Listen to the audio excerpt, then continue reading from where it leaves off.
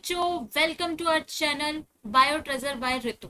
तो बच्चों, मैं आज आप लोगों को बताने वाली हूँ बायोलॉजी का सिलेबस डिस्कशन। ठीक है, बायोलॉजी, पूरी बायोलॉजी में नीट के प्रोस्पेक्टिव से, नीट एग्जाम के प्रोस्पेक्टिव से क्या क्या सिलेबस है जो एनटीए ने जारी किया है। ठीक है, नेशनल टेस्टिंग एजेंसी जिसके जो सिलेबस देती है एनसीईआरटी के अकॉर्डिंग, ठीक है ना, उसके अकॉर्डिंग आपको क्या पढ़ना है नीट में, वो मैं आज डिस्कस करने वाली हूँ। किसका? बायोलॉजी का। क्योंकि हम कोई भी चीज स्टार्ट करेंगे या पढ़ाई करेंगे तो सबसे पहले हमें उसके सिलेबस का कंटेंट पता होना चाहिए और ये भी पता होना चाहिए कि वहां से कितने क्वेश्चन आए हैं। तो मैं आपको पिछले कुछ एनालिसिस या फिर हम इस ईयर की बात करेंगे उस एनालिसिस पे आप लोगों को बताऊंगी कि किस चैप्टर से कितने क्वेश्चन आते हैं, तो कैसा मतलब वेटेज क्या रहता है, इंपॉर्टेंस क्या रहता है। ठीक है, तो यहाँ पे हम बेटा दोनों सिलेबस डिस्कशन करेंगे। बायोलॉजी मतलब होल बायोलॉजी, क्योंकि मैं आपको दोनों पढ़ाने वाली हूँ, जूलॉजी प्लस बॉटनी। ठीक है ना, हम इन दोनों के बारे में डिस्कशन करेंगे। तो सबसे पहले हम स्टार्ट करेंगे जूलॉजी से। तो अगर अपन बात करें बेटा जूलॉजी में आपके कितने हैं टोटल चैप्टर से? 15। Total chapter 15, 11th plus 12th दोनों मिला के, क्योंकि दोनों का मैं कितना दोनों को मिला के, ठीक है, दोनों से 50-50 क्वेश्चन आते हैं आपके, 100 क्वेश्चन होते हैं। ठीक है, तो दोनों से 50-50 क्वेश्चन आते हैं आपके, तो दोनों का वेटेज 50% पेपर का वेटेज बायोलॉजी का है। बायोलॉजी में भी जूलॉजी और बॉटनी डिवाइडेड है, इसलिए मैं पहले आपको जूलॉजी का सिलेबस बता रही हूँ, फिर बॉटनी का। तो जूलॉजी अगर अपन बात करें 11th में अगर अपन बात करें तो सबसे पहला चैप्टर है एनिमल किंगडम का। ठीक है, एनिमल किंगडम जो होता है मोस्ट इंपॉर्टेंट चैप्टर होता है। एनिमल किंगडम से जो है हर साल की अगर अपन बात करें तो 3 से 4 क्वेश्चंस आते हैं। अगर अपन इस बार बात करें तो इस बार जो है 4 क्वेश्चंस आए हैं अपने पास एनिमल किंगडम से। 4 क्वेश्चन मीन्स 4 से 16 मार्क्स का आपका ये वेटेज रखता है। ठीक है ना, मतलब 2 to 4 क्वेश्चन आ सकते हैं, तो 16 मार्क्स का ये पूरा वेटेज रखता है। चार चार मतलब आपके क्वेश्चंस एनिमल किंगडम से इस बार आए 2024 में। अगर आप पेपर देखेंगे तो 4 क्वेश्चन है। ठीक है, तो मोस्ट इंपॉर्टेंट चैप्टर 4 नंबर मतलब बहुत वेरी करता है। अगर एक भी क्वेश्चन गलत हुआ तो आपके 4 नंबर, 5 नंबर पीछे एक नेगेटिव मार्किंग भी तो होती है। ठीक है, उसके बाद आता है नेक्स्ट चैप्टर स्ट्रक्चरल ऑर्गेनाइजेशन इन एनिमल्स। स्ट्रक्चरल ऑर्गेनाइजेशन इन एनिमल्स, अब देखो बेटा ये 2 पार्ट में है। एक चीज है इसमें फ्रॉग भी है और कॉकरोच भी है। एनटीए ने ये फ्रॉग आपके एनसीईआरटी में नहीं है, लेकिन फ्रॉग एनसीईआरटी में नहीं है बेटा, लेकिन आपको पढ़ना है, आपको ये दिया हुआ है। ठीक है, फ्रॉग तो न्यू एनसीईआरटी में आया है, न्यू में एडिशन में फ्रॉग तो है, कॉकरोच एनसीईआरटी में नहीं है। ठीक है, कॉकरोच ओल्ड एनसीईआरटी में, न्यू एनसीईआरटी में नहीं है, तो कॉकरोच हमें ओल्ड एनसीईआरटी से रेफर करके पढ़ना है। तो अगर अपन यहाँ से बात करें तो यहाँ से 3 क्वेश्चन आए थे, और एनिमल टिश्यू भी न्यू एनसीईआरटी में पूरा नहीं है, तो इसके लिए हमें पूरा जो है, क्योंकि एनिमल टिश्यू से क्वेश्चन आए हैं इस बार और आते रहेंगे, तो हमें इसके लिए ओल्ड एनसीईआरटी को पढ़ना होगा। ठीक है, ओल्ड एनसीईआरटी में सब कुछ दे रखा है। ठीक है, उसके बाद आते हैं बायोमोलिक्यूल्स। तो बायोमोलिक्यूल्स के जो क्वेश्चन थे इस बार वो थे बेटा 6 क्वेश्चन। ठीक है, 6 क्वेश्चन का मतलब समझ रहे हो, 24 मार्क्स का जो है ये यहाँ से आया था पेपर। ठीक है, उसके बाद अगर अपन बात करें breathing and exchange of gases, this is also very important chapter. यहाँ से 2 क्वेश्चन आए थे आपके पास। ठीक है, हर बार का यही पैटर्न होता है, 2 से 3, 2 से 3। ठीक है, 1 से 2, 3 इतने क्वेश्चन आते हैं। उसके बाद अगर अपन बात करें यहाँ पे बॉडी फ्लूइड की, तो बॉडी फ्लूइड से भी आपके पास कितने क्वेश्चन आए थे? 2 क्वेश्चन आए थे। ठीक है ना, हर बार का पैटर्न ये होता है 2 से 3। ठीक है, तो ये हमारे ह्यूमन फिजियोलॉजी का पार्ट यहाँ से स्टार्ट होता है, ब्रीदिंग, बॉडी फ्लूइड और आगे चैप्टर आएंगे। बाकी एनिमल किंगडम आपको देखो मोस्ट इंपॉर्टेंट चैप्टर है। एनिमल किंगडम बहुत थोड़ा सा वास्ट है, उसमें लर्निंग वाली चीजें जाता है। ठीक है ना, तो हमें वो पढ़ना पड़ेगा। स्ट्रक्चर में अगर अपन बात करें तो फ्रॉग पूरा हमें पढ़ना है, कॉकरोच पूरा पढ़ना है, और टिश्यूज के बारे में भी हमें पढ़ना है। ब्रीदिंग एंड एक्सचेंज गैसेस का और बॉडी फ्लूइड ये सब ह्यूमन फिजियोलॉजी में आता है। तो 2 से 3 हर बार का पैटर्न यही रहता है बेटा।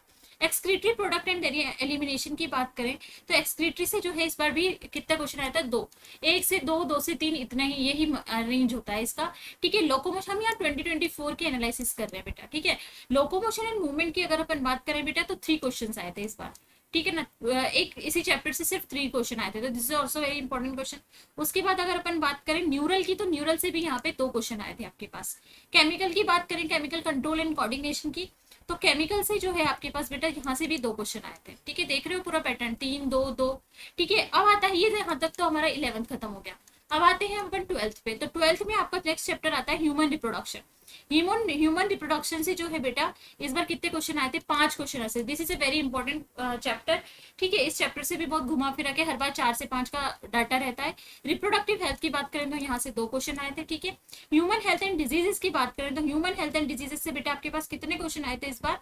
तो ह्यूमन हेल्थ एंड डिजीजेस से, ठीक है। ह्यूमन हेल्थ एंड डिजीजेस से आपके पास क्वेश्चन आए थे, पर इस यहाँ से भी 3 से 4 क्वेश्चन का पूरा हो रहता है, ठीक है। ह्यूमन हेल्थ एंड डिजीज से भी 3 से 4 क्वेश्चन, इस बार 4 क्वेश्चन आए थे। 3 से 4 क्वेश्चन हमेशा हर बार हर साल पैटर्न हमें देखने को मिलता है।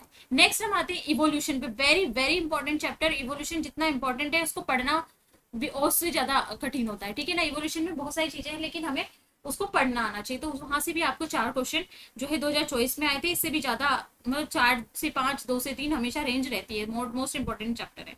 बायोटेक्नोलॉजी की बात करें तो प्रिंसिपल एंड प्रोसेस से बेटा इस बार 5 क्वेश्चन आए थे, ध्यान रखना 5 क्वेश्चन। तो बायोटेक्नोलॉजी भी आपका क्या है, बहुत ज्यादा इंपॉर्टेंट चैप्टर हो गया, ये भी अच्छा खासा वेटेज रख रहा है। और एप्लीकेशन की बात करें तो यहाँ से भी 4 क्वेश्चन आए थे। तो ये तो हमारा एनालिसिस किसका हुआ बेटा, जूलॉजी। जूलॉजी का एनालिसिस हुआ, तो इस तरीके से हमारे 50 क्वेश्चन कंप्लीट होते हैं।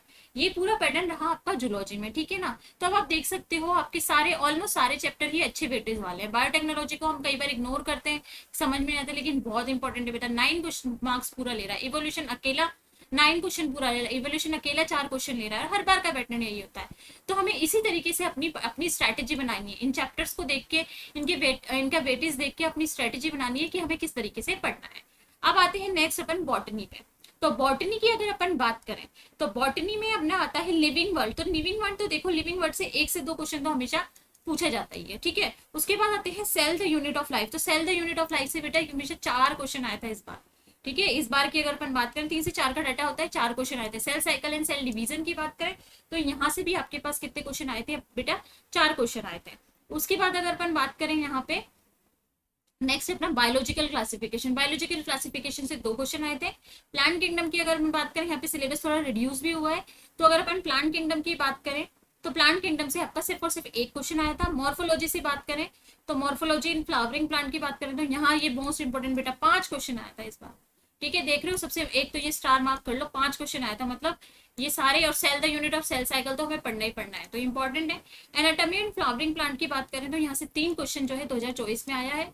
उसके बाद फोटोसिंथेसिस इन हायर प्लांट्स की बात करें तो यहाँ से भी 3 क्वेश्चन आया है बेटा, देख रहे हो ये पैटर्न जो चल रहा है। फिर उसके बाद हमेशा 2 से 3 का क्वेश्चन का कभी कभी ज्यादा भी आ जाते हैं। रेस्पिरेशन इन प्लांट्स की बात करें तो रेस्पिरेशन इन प्लांट से 2 क्वेश्चन, 1-2 का डाटा रहता है। यहाँ पे प्लांट ग्रोथ एंड डेवलपमेंट थोड़ा सा ये कभी कभी 2 से 3, कभी 4 क्वेश्चन भी ले लेता है। तो 3 क्वेश्चन आए थे इस बार। Sexual reproduction in flowering plant से 2 क्वेश्चन आए थे बेटा आपके पास। Principle of inheritance and variation, very very important chapter, 6 question लेके चला गया, ठीक है। तो सबसे ज्यादा वेटेज होता है इस चैप्टर का। मॉलिक्यूलर बेसिस ऑफ इनहेरिटेंस की बात करें तो ये भी कितने, ये भी 6। ये दोनों चैप्टर मोस्ट इंपॉर्टेंट होते हैं, समझना भी उतना ही थोड़ा सा मुश्किल होता है, पर अच्छा टीचर हो तो आपको सब समझा देता है। माइक्रोब्स इन ह्यूमन वेलफेयर की बात करें तो यहाँ से सिर्फ और सिर्फ 1 क्वेश्चन आया था। ऑर्गेनिज्म एंड पॉपुलेशन की अगर अपन बात करें बेटा तो ऑर्गेनिज्म एंड पॉपुलेशन से आपके 2 क्वेश्चन आए थे। इकोसिस्टम की अगर अपन बात करें तो इकोसिस्टम से आपके पास 1 क्वेश्चन आया था। और बायोडाइवर्सिटी एंड कंजर्वेशन की बात करें तो यहाँ से भी बेटा हमारे पास 5 क्वेश्चन आए थे। तो ये आप देख रहे हो क्वेश्चन का डिस्ट्रीब्यूशन कैसा है। 50 हमने बॉटनी में देखा, बेटा 50 अपने जूलॉजी में देखा, और सारे ही चैप्टर कवर किए हैं 11th प्लस 12th, ठीक है। यहाँ पे अगर बॉटनी में बात करूँ तो 11th प्लस 12th दोनों ही है, ठीक है। अगर ये अपन यहाँ तक बात करें ये हाँ प्लांट ग्रोथ एंड डेवलपमेंट तक ये 11th कंप्लीट होता है आपका। उसके बाद ये 12th की बात करें, 12th से हमारा ये स्टार्ट होता है सेक्सुअल से। तो ये सारे चैप्टर जो है बेटा, ये सारे चैप्टर आपके नीट के एग्जाम में सिलेबस में है। तो इसे हमें एनसीईआरटी से ही पढ़ना है, एनसीईआरटी को समझना है और एनसीईआरटी से ही क्वेश्चन लगाने हैं। तो अब जब इन चैप्टर्स की स्टार्ट करेंगे तो सबसे पहले हम थोड़ा सा डिस्कस कर लेते हैं कि क्या करेंगे। तो सबसे पहले हम जूलॉजी से स्टार्ट कर रहे हैं बेटा, और जूलॉजी में भी सबसे पहले हम ले रहे हैं ह्यूमन फिजियोलॉजी। ह्यूमन फिजियोलॉजी और ह्यूमन फिजियोलॉजी का जो सबसे पहला पार्ट होता है वो होता है ब्रीदिंग एंड क्योंकि डाइजेस्टिव हट गया है तो breathing and exchange of gases से हम स्टार्ट करेंगे, ठीक है बेटा। देख रहे हो आप, breathing and exchange of gases 1 से 2, 2 से 3 क्वेश्चन आता ही आता है, ठीक है। 2 क्वेश्चन इस बार आए। तो हम क्या करेंगे, हम पहले स्टार्ट करेंगे तो पहले हम पढ़ेंगे एनसीईआरटी को। पहले एनसीईआरटी पे किस किस तरीके से दे रखा है टॉपिक वाइज हम सारी चीजें पढ़ेंगे। उसके बाद हम एक दिन पूरा एनसीईआरटी लाइन टू लाइन पढ़ेंगे। और क्या बेनिफिट मिलेगा बेटा इसमें आपको, एनसीईआरटी मैपर्स की बात करो, एनसीईआरटी के लाइन टू लाइन क्वेश्चन लेके आऊंगी मैं आप लोगों के लिए, ठीक है। लेक्चर के लास्ट में जो है कुछ क्वेश्चंस करेंगे हम हर दिन, जो भी हमने पढ़ाया उसके एनसीईआरटी के लाइन टू लाइन क्वेश्चन, 4 से 5 क्वेश्चन आपका लेक्चर के एंड में होगा जो आपने पढ़ा उसका समराइज। तो इस तरीके से हम पढ़ने वाले हैं। तो हम नेक्स्ट जो मैं आपके लिए लेके आऊंगी अब ये हमारा एक सिलेबस डिस्कशन था। नेक्स्ट वीडियो आएगी आपके पास, एक स्ट्रैटेजी आएगी कि एक टाइम टेबल आएगा कि आपको कैसे पढ़ना है। उसके बाद हम स्टार्ट करेंगे breathing and exchange of gases. तो अगर आप चाहते हैं कि इस तरीके से बिल्कुल स्ट्रैटेजिक वे में पढ़ें, और बेटा ये सारा कंटेंट बिल्कुल फ्री है, कोई कॉस्ट नहीं है आपके पास, और बहुत अच्छे, ऐसा नहीं है कि आपको ऐसे ही सब कुछ ला के दे दिया, बिल्कुल एनसीईआरटी बेस्ड होगा आपके पास। और क्या होगा, क्वेश्चंस होंगे, क्वेश्चन बनाए हुए होंगे, ठीक है ना। और सारे जो है हमारी टीम जो है एकदम अच्छे से काम करती है, तो एक्सपीरियंस टीम है, तो आपको अच्छा सा कंटेंट मिलेगा। तो इसके लिए फॉलो करिए बायो ट्रेजर, ये हमारा यूट्यूब चैनल है बाय ऋतु। इसको आपको फॉलो करना है, और क्या करना है, बेल आइकन को प्रेस कर लेना है ताकि जब भी कोई वीडियो आएगी तो आपको पता चल जाए।